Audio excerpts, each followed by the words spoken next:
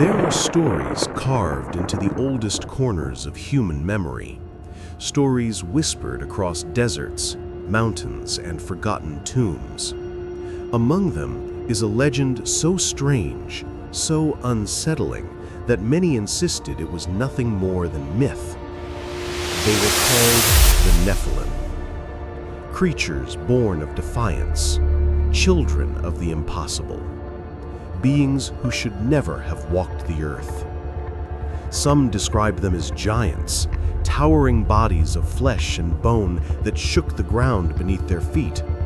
Others claimed they were something far worse, fallen shadows wearing human form, a living reminder that heaven and earth once collided in violence, desire, and forbidden knowledge. For generations, these tales were buried beneath doctrine and disbelief. But ancient texts, fractured tablets, and forbidden scrolls paint a darker picture, one in which humanity may not have been the only dominant force on the planet. If the accounts are true, the Nephilim did not merely exist. They ruled, they devoured, and some say they never truly vanished.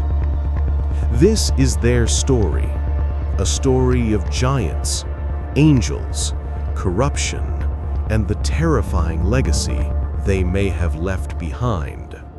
Before the giants walked, there was a fracture, an ancient rebellion that split the heavens. It began with the Watchers. They were not supposed to touch the earth, not supposed to crave, not supposed to break the laws written before time itself. But when they looked upon humanity, something in them twisted. Desire turned into obsession, obsession into corruption. And one by one they descended, eyes burning like dying stars, wings heavy with forbidden intention. They took human form, they took human women, and from their union came something unnatural, something powerful, something doomed. The Nephilim. They were neither angel nor human, spirits too vast for mortal bodies, appetites too monstrous for mortal worlds. Ancient writings say they towered over tribes like living mountains, that their hunger was insatiable, that the earth itself groaned beneath the weight of their existence. Some civilizations worshipped them, others fled, but no one ignored them. For in their presence, humanity understood one truth: creation had been violated, and the world would pay the price. When the Nephilim grew in number, the world changed. Forests that once whispered with life fell silent under their footsteps. Rivers shifted their course around their colossal shadows, and humanity became something small, something hunted.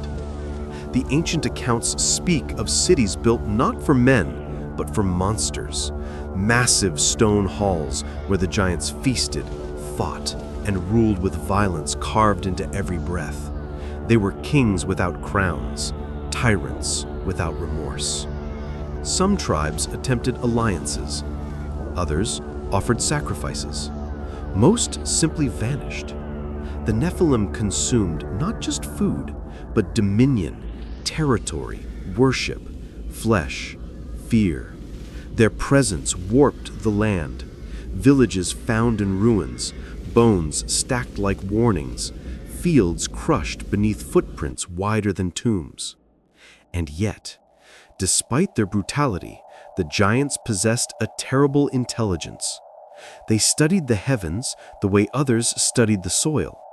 Some claimed they wielded knowledge stolen from their angelic fathers, fragments of forbidden science, unnatural strength, and rituals that blurred the line between spirit and flesh. To many survivors, they were gods. To others, they were devils wearing skin. But whichever name humanity chose, one truth remained. The world no longer belonged to humans, It belonged to the giants who walked it. The reign of the Nephilim could not last. Their hunger grew, their violence spread, and soon the world they dominated began to rot under their shadow. According to the oldest legends, the cries of humanity rose like smoke, calling for justice, for mercy, for deliverance from the monstrous children of the Watchers. And the heavens finally answered. It didn't come as a whisper, it came as a warning, a trembling of the earth, a darkening of the skies, storms gathering with the wrath of an ancient judge. The Watchers who had broken their vows were chained in darkness, and for their offspring, a different punishment was chosen, a cleansing. The flood. Not a simple storm, but a cosmic verdict. Waters rose with the fury of a world resetting itself, swallowing mountains, erasing cities of stone and bone, drowning the giants who had once shaped the land with their bare hands. Some fought the rising tide, their roars echoing against collapsing skies. Some tried to flee to the highest peaks. Some, it is said, attempted forbidden rituals to survive, to bind spirit to shadow. But most were silenced beneath the weight of a world reborn. When the waters receded, the rule of the Nephilim had ended. Or so humanity believed, because fragments remained, stories, bones, whispers, and in the oldest ruins, the giants' shadows never truly faded. The world believed the flood erased everything. But legends rarely drown. Across continents, in carvings older than empire and bones older than memory, a single idea lingers like a shadow behind history. Some Nephilim survived. Not by strength alone, not by height or hunger, but by knowledge, dark, ancient knowledge. In the mountains of Ararat, there are tales of voices that rumble beneath the stone. In the deserts of the Middle East, travelers speak of footprints too massive to be human, appearing overnight in shifting sands. And in forgotten valleys from Peru to Mesopotamia, colossal skeletal remains lie hidden behind locked vaults and classified reports. Always found, always denied, always buried again. Some theorists claim the giants rewrote themselves, trading flesh for spirit. Others believe they retreated into caverns deep enough to escape both time and judgment. A few whisper that their bloodline lives on, diluted, sleeping, waiting.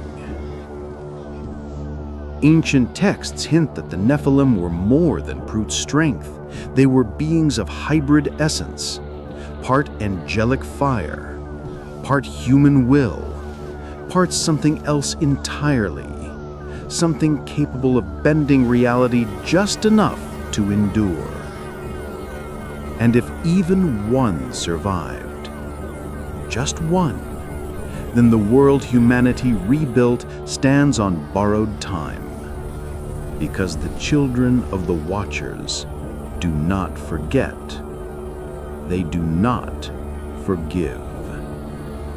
And they do not die easily. History is not a straight line. It bends, it folds, it hides. And in those hidden folds, something ancient stirs. For centuries, whispers of giants resurfaced in places they shouldn't. Satellite images showing impossibly large shapes half buried in ice. Government expeditions sealed behind non-disclosure agreements. Archaeologists silenced after discovering skeletons that threatened the accepted timeline of humanity. Coincidence? Or concealment? In remote regions, Greenland, Afghanistan, the Amazon, reports describe encounters with beings of abnormal height, inhuman strength, and eyes that reflect light like predatory animals. Military archives from the last century contain classified notes about non-human combatants encountered in mountain caves, files quickly buried under red tape and renamed as myths. But the most disturbing evidence isn't skeletal or archaeological or governmental. It's biological. Over the last decades, geneticists quietly reported anomalies, individuals carrying fragments of DNA that don't match any branch of human evolution, traits that should be impossible, strength that borders the unnatural, height that strains medical explanation. Some call them outliers, some call them mistakes of nature. But those who know the old stories call them something else: descendants. If even a fraction of the ancient bloodline remains dormant or diluted, then humanity is not alone in shaping its future. There are beings walking among us, quiet, observant, waiting for a signal older than civilization itself, a signal that the world has forgotten, but they have not. And deep beneath the earth, in abandoned ruins and sealed chambers untouched by sunlight, the last remnants of the Nephilim legacy pulse like embers, soft, faint, but never extinguished. Something is waking, something colossal, something that remembers the world before the flood, and it wants it back. There comes a moment in every myth when it stops being a story and becomes a warning. For thousands of years, humanity believed the age of giants had ended. But the signs gather like storm clouds, ancient structures shifting without explanation, seismic anomalies with no tectonic source, disappearances in regions long rumored to hide forbidden ruins. Something is returning, or perhaps something was never gone. The old prophecies speak of a time when the sons of the mighty would rise again, quietly at first, hidden among us, their power growing like a shadow stretching across the earth. A time when the boundaries between heaven and earth would thin, when the Watcher's sins would echo once more, and when the world would stand on the edge of a second collision with the divine. Some believe the return will be physical, giants awakening from slumber beneath mountains, oceans, or ice. Others believe the return will be genetic, the Nephilim reborn through the bloodlines that survived the flood, waiting for the spark that reawakens what sleeps inside them.